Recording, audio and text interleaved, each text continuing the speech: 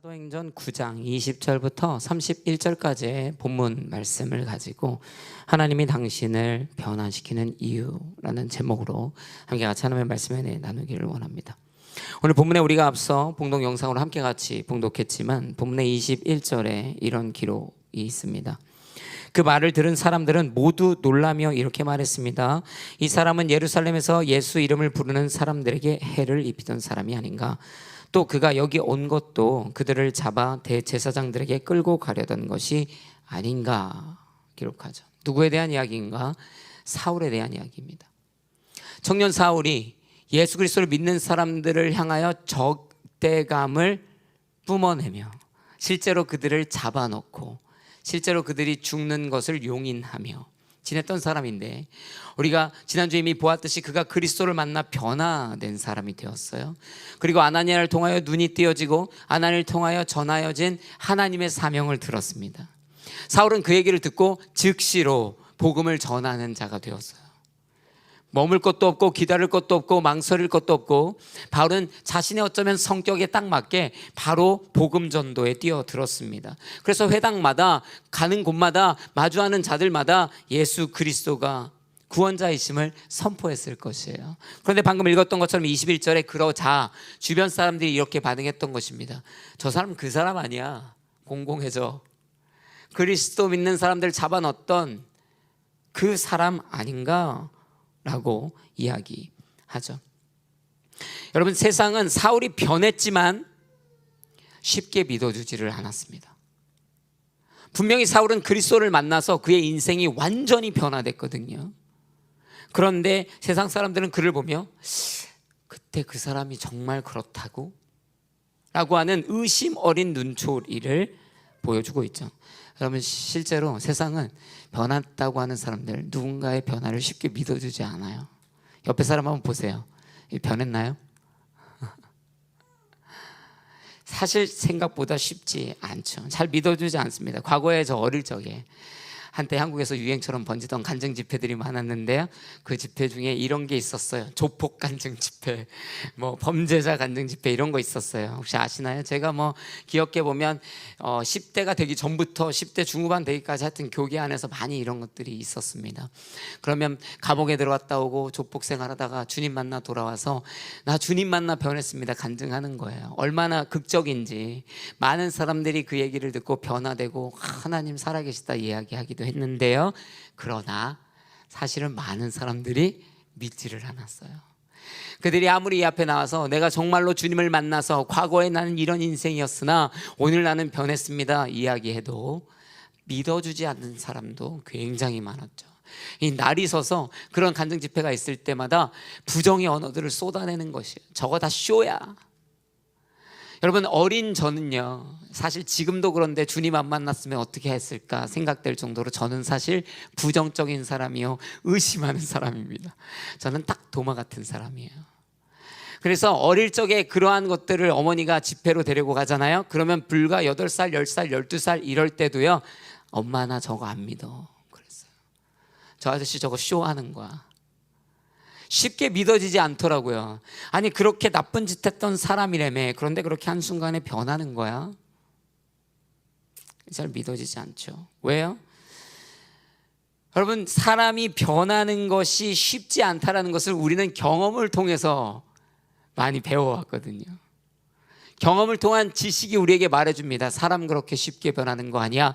방금 옆에 사람 보라고 했어요. 내 아내, 내 남편 눈에 보이고, 때로는 내 자녀들이 있는 사람들은 자녀들이 보이는데요, 좋은 아빠 될게, 좋은 남편 될게, 좋은 아내 될게 그랬는데 사람 쉽게 안 변하더라고요. 그런 만약에 경험들이 있다면 우리는 그 경험이 지식이 돼요. 아, 사람 쉽게 변하지 않아. 그러니까 쉽게 믿어주지 못하는 것이에요. 어쩌면 당연한 반응일지 모릅니다. 제가 어릴 적에 2가지 사건을 기억해요. 저희 가정에 저희 어머니의 큰 오빠가 30살이나 나이가 많아요. 저희 어머니보다. 그러니까 저희 어머니가 완전 막내거든요. 근데 이제 그 큰 오빠가 낳은 딸이 이제 결혼을 했어요. 그래서 애들을 낳는데 그 애들이 저희들이랑 나이가 동년배이기 때문에 이제 자주 만나는, 나이 차이가 워낙에 나니까. 근데 어찌됐든 그래서 가까운 동네에 살면서 가깝게 지냈는데 그 큰 아버지의 딸과 결혼한 남자가 있을 거 아닙니까? 그분이 완전 술꾼이었어요.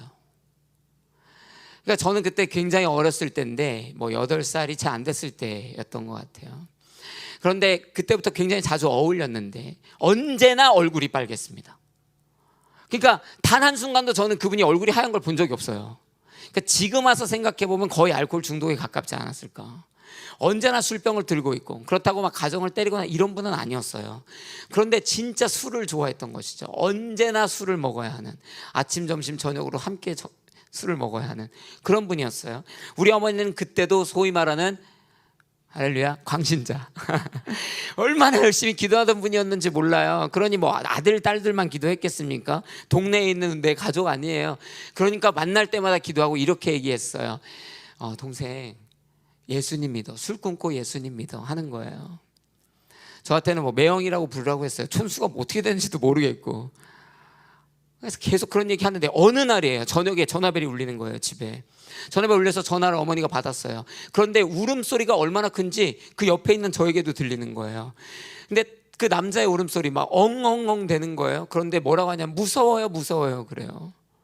근데 그 매형이라는 그 사람이에요. 엄마가 그렇게 부르라고 했던 그 남편분인데 그 누님 너무 무섭다는 거예요. 지금 그때 그 누나가 말해줬던 그 그리스도라는 분이 내 눈앞에 보인다는 거예요.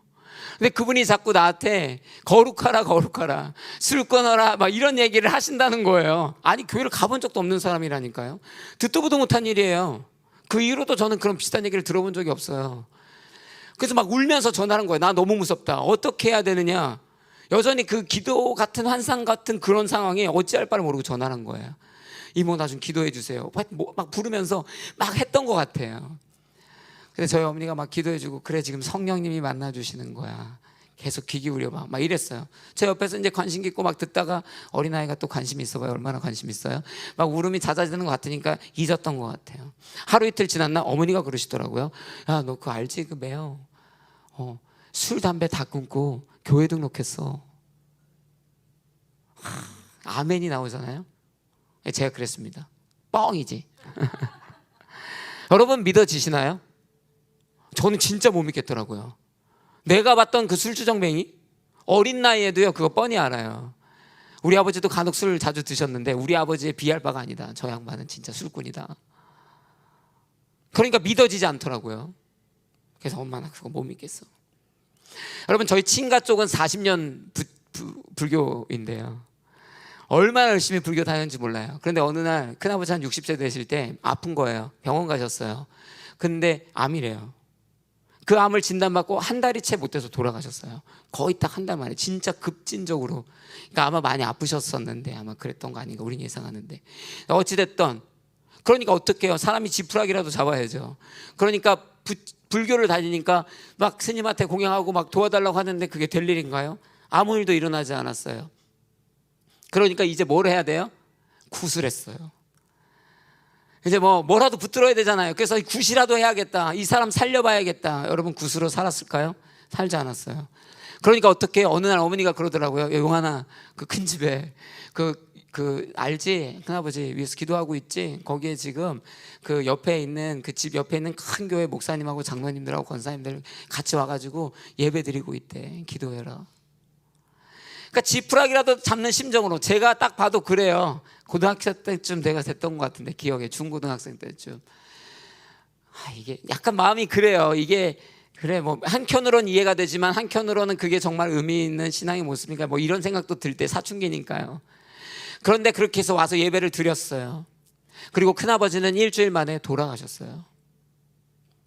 그 병세는 단 한 번도 호전됨이 없이 그 예배 중에도 한 번도 말씀을 하지 못하고 이미 언어를 2주 만에 잃으셨기 때문에 그렇게 돌아가셨어요. 그렇게 저는 그게 끝난 줄 알았어요. 얼마 있다가 어머니가 그러시더라고요. 용환아 큰 집 지금 다 교회 등록하고 다니고 있어.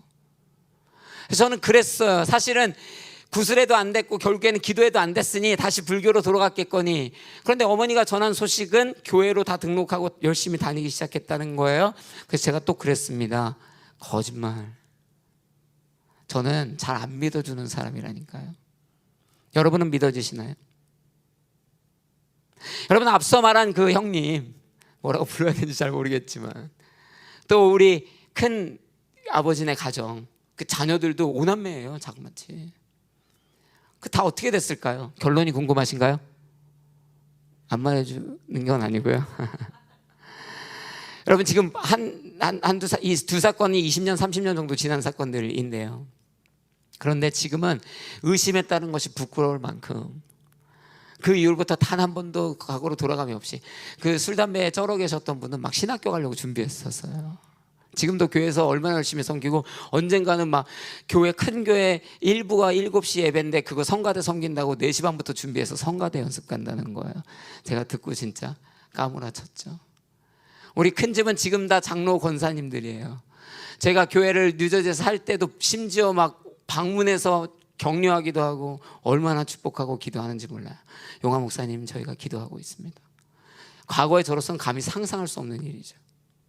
그래서 저는 이제 그분들의 변화를 의심하지 않아요. 여러분, 누군가의 변화를 우리가 목도할 때 그 변화를 의심하다가 그 의심이 확신으로 바뀌는 계기가 무엇인지 아십니까? 그것은 시간을 통해, 삶을 통해, 성실을 통해 그 변화를 증명해낼 때입니다.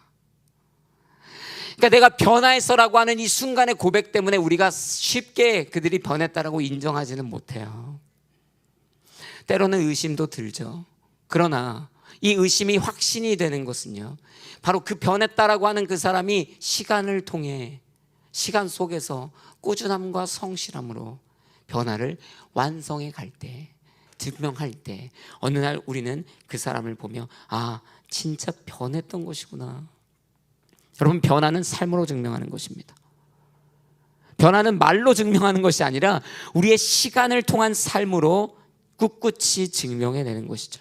그래서 저와 여러분이 변했잖아요. 할렐루야. 그런데 주변의 가족도 안 믿어주고 다 믿어줄 수 있잖아요. 저처럼. 그래도 비난하지 마세요. 원망하지 마세요. 그리고 이렇게 생각하는 거죠. 어쩌면 나의 변화가 성실하지 않은지 몰라. 어쩌면 나의 변화가 부족한지 몰라. 어쩌면 나의 변화가 계절을 타고 있고 상황에 매여 있고 자꾸 흔들리고 있는지 몰라. 여러분, 그러니까 제가 주중에 진짜 깜짝 놀랐거든요. 저희 원래 그렇잖아요. 여러분도 그렇죠. 자녀들 키우면 자녀들 때문에 이렇게 큰 깨달음들이나 도전들이 오잖아요. 제가 2살 때 우리 하율이 첫째 딸을 얼마나 쥐잡듯 잡았는지 몰라요. 목사 딸이 그렇게 살면 안 돼. 2살이 말도 잘 못하는데, 근데 이제 하율이는 말이 좀 빨라서 2살 때 말을 하니까 다 알아듣는다고 제가 생각을 했던 거죠. 너 이렇게 하면 안 돼. 벽 보고 서 있어. 여러분, 그래서 우리 하율이는, 첫째 딸은 저를 정말로 무서워했어요. 그래서 저랑 같이 있는 것조차 싫어했고, 그러면 뭔가 범죄자랑 있는 것처럼 엄마가 하율아 아빠랑 있어? 그러면 막 치를 떨며 울며 했을 정도로 저를 무서워했어요. 제가 그랬거든요. 똑바로 살아야지. 2살짜리 3살짜리였대. 그러니까 너무 무서운 거죠. 그런데 어느 순간 하나님이 저를 사람 만드시고, 할렐루야, 목회뿐만 아니라 가정을 향해서도 사랑을 쏟아내는 자로, 내가 이제 좋은 아빠 될게, 내가 이제 좋은 남편 될게, 내 안에서 일어나는 결단으로 또 아내와 아이에게 이야기를 하며 조금씩 변하기 시작했어요. 그래서요, 우리 아내도 그런 얘기 많이 하지만 이제 우리 남편 하율이랑 사이가 많이 좋아졌다고 자부심 있는 거예요. 근데 지난주에 느닷없이 저희 큰딸이 그러더라고요. 요즘 아빠 다시 옛날처럼 화나는 아빠 같아. 제가 최근에 좀 바빴나 봐요. 제가 좀 스트레스가 있었나 보죠. 근데 뜨끔하더라고요. 여러분, 변화는 삶으로 증명하는 것입니다. 그래서 아까 옆에 보라고 했던 거예요. 이 남편, 이 아내, 나의 이 아들, 나의 이 아버지, 나의 이 친구들 변했다라고 얘기해요. 왜? 우리는 그리스도 안에 있으니 누구든지 새로운 피조물이라. 그러나 그 변화의 순간이, 변화의 완성으로 가기 위해서는 오늘의 이 시간을 변화의 삶으로 살아내야만 한다. 그때 의심이 확신이 되는 거예요. 아, 변했구나. 변화는 시간과 성실과 꾸준함으로 하나님 앞에 증명해야 하고, 우리의 삶으로 서로에게 증명해 가는 것이죠. 너 왜 나 변한 거 안 믿어? 윽박 지른다고 얻어지는 변화의 확신이 아닙니다. 삶으로 살아내야죠. 사울이 어떻게 했다? 사람들 다 믿어주는 거예요. 저 사람 그 사람 아니야? 수군. 그러나 오늘 본문의 22절에 사울이 그 상황을 마주하면 뭐라고 했는지 아세요? 그는 더욱더 힘을 얻어 예수가 그리스도이심을 증명해 전했다는 거예요. 그래, 나 같아도 의심하겠다. 그러니 나는 더욱더 힘을 내 주를 그리스도로 전해야겠다. 삶으로 증명해야겠다. 그러니 얼마 안 가 사람들이 쟤 진짜 변했구나 생각이 들었겠죠? 그러니 죽여버리려고 했던 거예요. 의심 들면 죽이려고도 안 하죠. 야, 저거 다 깬가 보다. 그러나 보다 보니까 그게 아니거든요. 진짜 변했구나. 변화는 유지하는 힘을 필요로 합니다. 지켜내는 힘을 필요로 합니다. 변심하지 않는 힘. 그래서 제가 들었어요. 제 경험은 아니고요. 누군가에게 들었는데요. 그 담배는 끊는 게 아니고 평생 참는 거라 그러더라고요. 고개 끄덕이지 마세요. 그럼 들키잖아요. 그래서 담배는 끊는 게 아니고 평생 참는 거다. 그래서 나 담배 끊었잖아. 그러면 그래, 언제까지 가나 보자, 이런 얘기들 서로 한다고들 하더라고요. 변화로 증명하는 거. 그리스도인들은 시간 속에서 꾸준함으로 변화를 완성해 가는 것이죠. 예수 그리스도를 만나서 변화했다. 그것은 순간의 시작입니다. 그것을 신학적 용어로는 칭의라고 할 수 있죠. 내가 너를 의롭다 부를 것이다. 그러나 그것이 시작이라면 우리는 변화의 삶을 꾸준히 살아내죠. 그것을 성화라고도 부르더라고요. 변화를 삶으로 증명하는, 시간 속에서 꾸준함으로 변화를 완성해가는 그리스도인들 되기를 도전합니다. 이것이 첫 번째 우리에게 주어진 메시지입니다. 두 번째를 나누기 원합니다. 오늘 본문의 25절에 이렇게 기록합니다. 사울의 제자들이 밤에 사울을 광주리에 담아 성벽을 통해 성 밖으로 달아내렸다. 여기서 중요한 내용을 떠나서 이 표현이 딱 눈에 걸리는 거예요. 사울의 제자들. 마치 그때 이 사울을 아무도 안 믿어주는 줄 알았거든요. 그죠? 사울이 공공의 적이었잖아요. 근데 어느덧 보니까 사울의 제자들이 있어요. 사울을 살리고 도와주는. 그러니까 마냥 다 안 믿었던 건 아닙니다. 누군가 먼저 믿어주는 사람이 있었어요. 더 나아가서는 좀 공식력 있는, 당시에 초대교회 리더들이 모여있는, 그 사도와 제자들이 모여있는 그 초대교회라고 불려지는 곳에, 그 커뮤니티 안에 바나바도 있었는데요, 거기에서 여전히 사울을 향해 어쩌면 약간의 의심의 눈초리를 보여주고 있었을 것 같아요. 그런데 그때 바나바가 먼저 손을 뻗어 줍니다.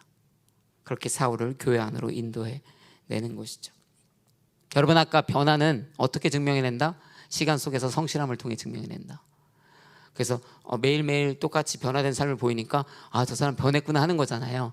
그런데 그 과정 속에 이 사실이 중요한데요, 누군가 하나는 먼저 그의 변화를 인정해 주기 시작해야 한다는 거예요. 그러니까 시간의 과정 속에서 변화를 증명해내는 것인데, 어쨌든 누군가는 그 과정 속에서 가장 먼저 저 사람 진짜 변했어 해주는 사람이 필요하잖아요. 무슨 말인지 이해하시죠? 그게 사울의 제자들이기도 했고요, 오늘 이름이 기록된 바나바이기도 했습니다.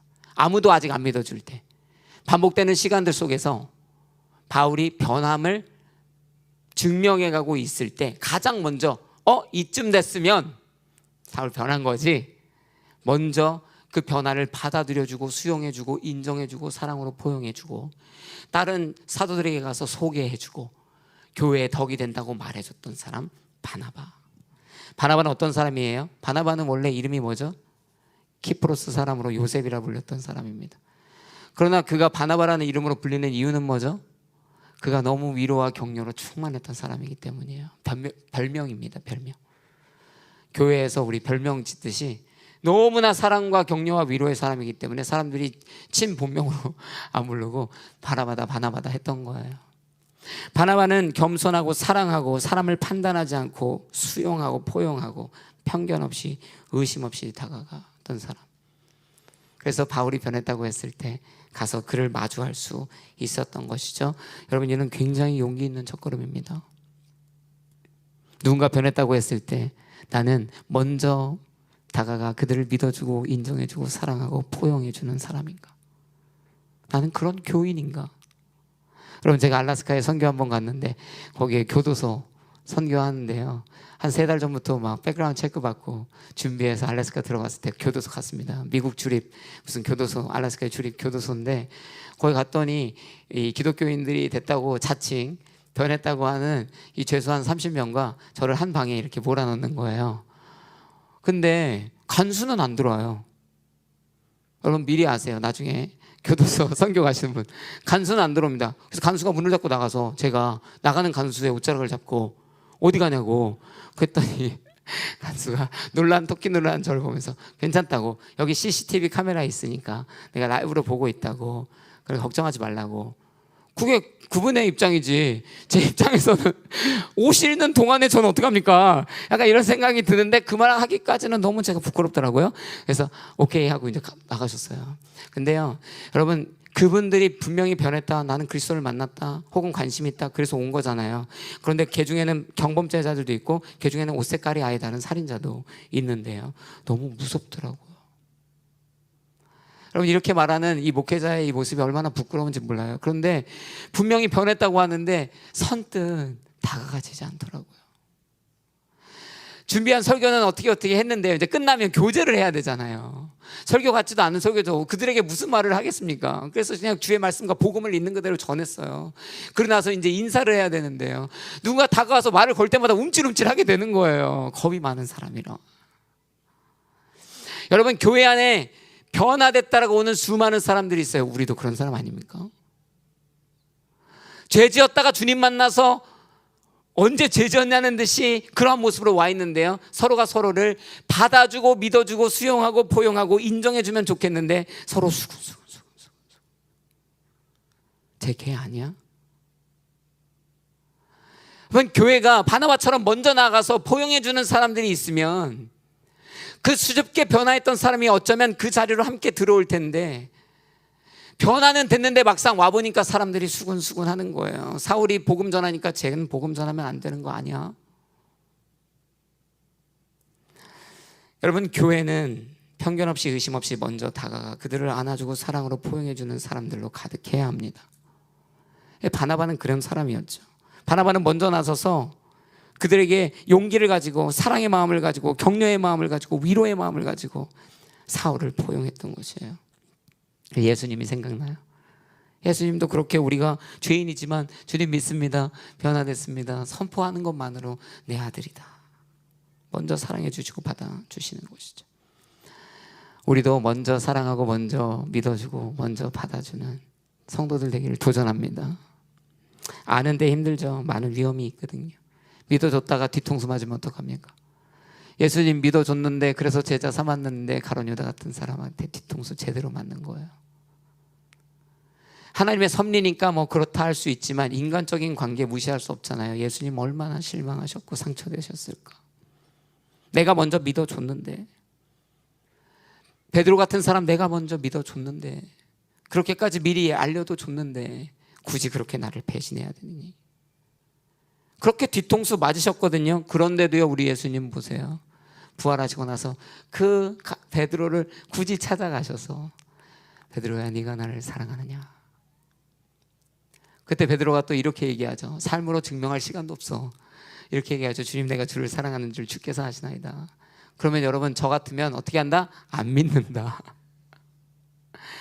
그러나 우리 예수님 뭐라 그래요? 그래? 그러면 내 양을 치라. 여러분, 예수님은 내가 된통 당했고 믿었던 자에게, 내가 수용해주고 포용해주고 먼저 사랑해줬던 자에게 내가 배신당했기 때문에 이제 믿지마 하지 않으시더라고요. 교회는 어쩌면 그런 사람들로 우리 안에 그런 마음이 가득한지 몰라요. 목사님 왔다가 변해서 왔는데 또 상처받고 나왔습니다. 아무도 믿어주지 않았어요. 다 수군거리기만 하더라고요.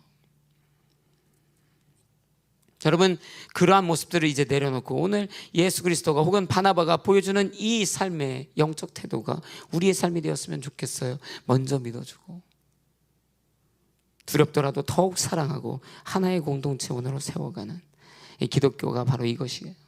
먼저 믿어주고 격려하고 사랑하고 인도하고 포용하는. 그래서 여러분, 교회에 누가 와서 변한 인생이 되잖아요. 그러면 저거 다 쇼야 하지 마세요. 어디 가서 저 사람 저거 내 옛날부터 아는데 변했을 리 없어. 여러분, 응원은 변화를 유지하게 하는 힘이 있습니다.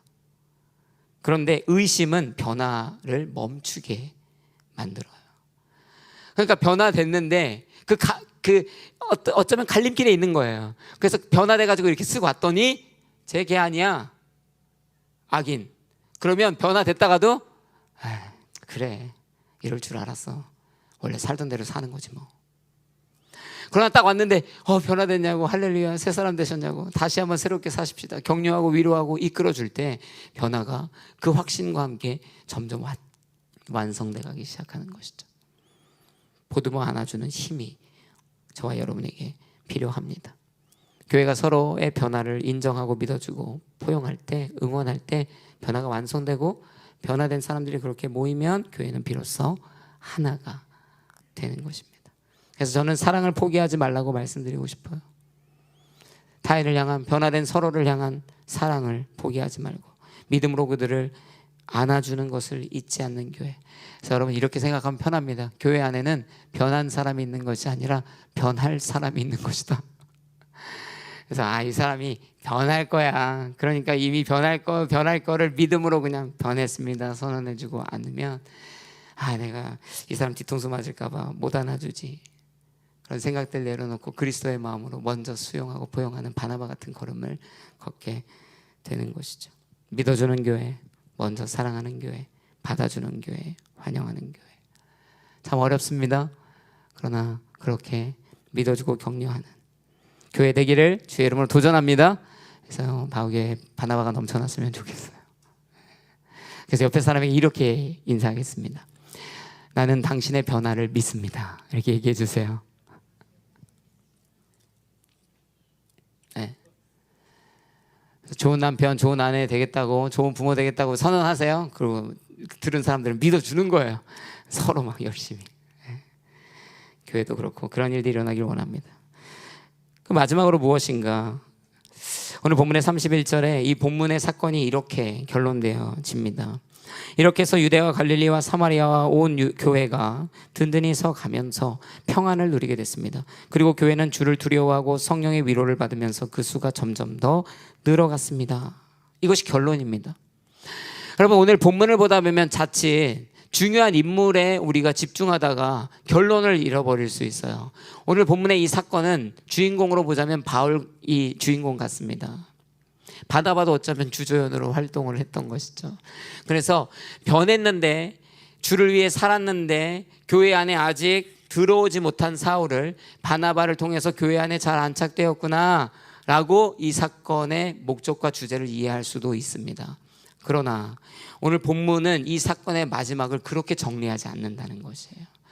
이 일을 인하여 바나바를 통하여 사울이 교회 안에 정착하여 복음을 전하더라도 끝나는 것이 아니에요. 이 본문은 이 단락을 어떻게 맺었냐면, 그렇게 되어서 결국엔 모든 교회들이 부흥하더라. 여러분, 하나님은요, 이것이 우리 가운데 보여주는 하나님의 관심입니다. 하나님은 개인의 변화에 관심이 있으세요. 사울 같은 사람들의 인생의 변화에 관심이 있으시죠. 그러나 하나님은 그 한 개인의 변화에만 관심이 있는 게 아니에요. 그러니까 바울이 변하면 그것으로 끝나고, 바울이 구원받으면 그 한 영혼이 구원받았다고 하나님의 목적과 관심이 끝나는 것이 아니에요.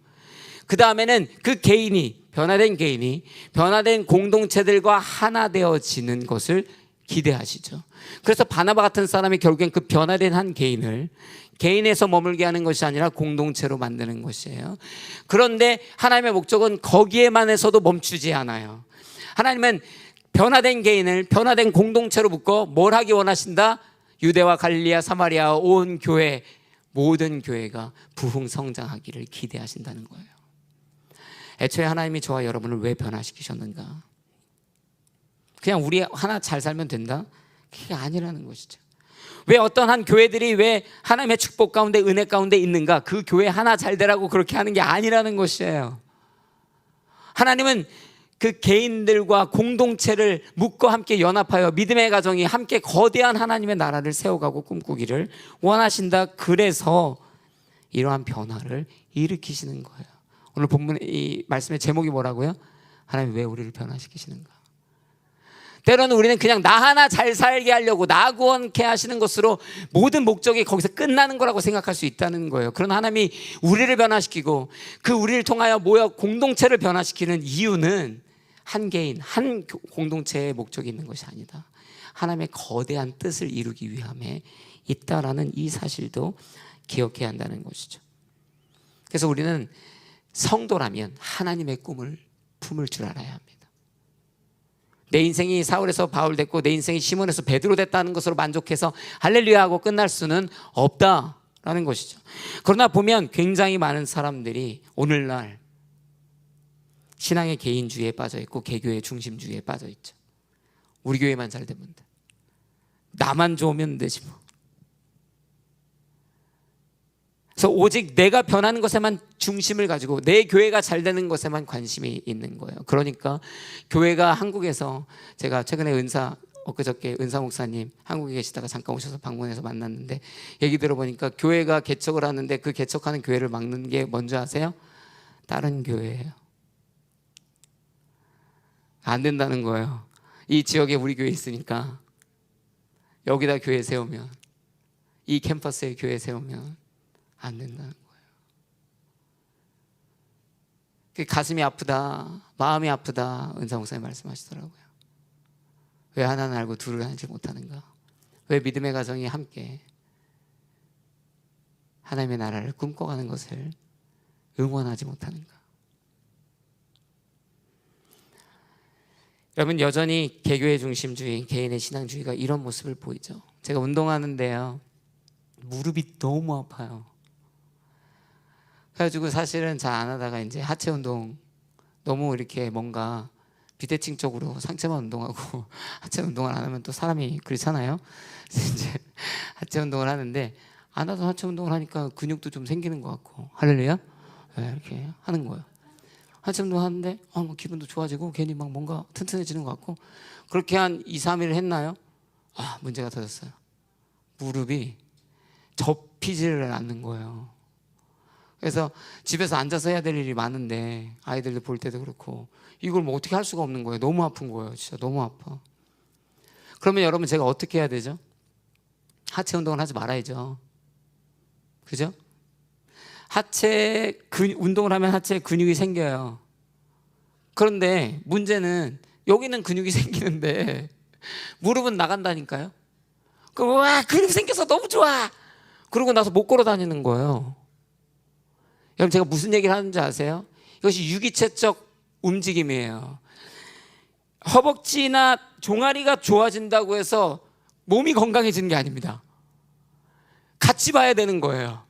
근데 만약에 하체가, 우리가 의인화해서 하체가, 이야, 나는 건강해지니까 좋아, 그러니까 무릎이 어떻게 됐든 상관없어, 난 계속 운동할 거야 라고 한다면 다리는 근육이 생길 수 있는데요, 걷지 못해요. 여러분, 제가 이야기를 왜 이렇게 장황하게 하죠? 교회가 그래요. 개인 중심주의의 신앙인들이요, 그냥 교회 안에서 나만 좀 잘 챙겨주세요, 나만 좀 행복하면 되고요, 나만 건강하면 되고요, 나만 만족하면 되고요, 남이야 어떻게 되든. 그런데 성경은 교회가 유기체라고 이야기합니다. 그리스도를 머리로 삼은 하나의 몸된 교회라고 이야기합니다. 다 건강해야 돼요. 그리고 크게 보면 교회들이 하나의 몸입니다. 할렐루야. 하나님은 지금 바울의 변화로부터 시작하여 교회의 변화로 시작하여 바로 그 일을 이루기 원하셨던 거예요. 그래서 결론이 뭐예요? 유대교회가 부흥했다? 아니라니까요. 유대, 갈릴리, 사마리아 온 교회들이 부흥하기 시작한다는 것이죠. 다시 이야기합니다. 저와 여러분에게 하는 믿음의 선포예요. 우리는 개인의 신앙에, 개인주의적 신앙에서, 개교의 중심주의적 신앙에서 벗어나야 합니다. 오늘 우리가 변한 이유는, 하나님이 우리를 변화시키는 인생으로 부르신 이유는 우리의 생활의 변화와 기쁨과 평안, 공동체의 부흥에도 있지만 그것으로 인하여 하나님의 뜻을 이뤄가기 위함이다. 이 사실을 기억해야 합니다. 그래서 교회 속에서 우리는 이기적일 수 없고 교회 속에서 우리는 주인공은 아닙니다. 교회는 기억하십시오. 나의 꿈을 이루어주는 곳이 아니에요. 하나님의 꿈을 함께 이루어가는 곳입니다. 다시 한번 합니다. 교회는 나의 꿈을 이루어주는 곳이 아니고 하나님의 꿈을 함께 이루어가는 곳이다. 이 거시적 영적 시각을 가지시기를 도전하는 것이에요. 말씀을 마무리하려고 합니다. 오늘 말씀은 결국엔 그 얘기하죠. 변화된 사울을 보면서 이런 도전을 주었습니다. 변했다면 삶으로 성실하고 꾸준하게 삶으로 증명해내라. 그러나 그래봐야 결국엔 개인인 거예요. 그 개인이 복음을 전하며 함께 같이 나눌 때 바나바를 위시로 교회는 함께 같이 그들을 받아들이고 수용했어요. 서로의 변화를 인정하고 믿음으로 사랑으로 수용해줘라. 한 개인의 변화가 공동체의 변화가 되었어요. 할렐루야. 이제 어떻게 해야 된다? 그 공동체, 변화된 공동체들, 함께 하나 된 사랑의 공동체가 하나님의 뜻을 위해, 교회들을 위해 달려나가고 일하는 그러한 일들이 일어나야 할 줄로 믿습니다. 이것이 하나님이 저와 여러분을 변화시킨 이유다. 이런 영적 거시적 시각을 놓치지 않는 신앙인들 되기를 도전합니다. 변화하시고 삶으로 살아내시고 믿어주시고 사랑하시고 포용하시고 하나님의 뜻을 이뤄가는 바우교회 모든 성도님들 될 줄로 믿습니다. 기도하겠습니다.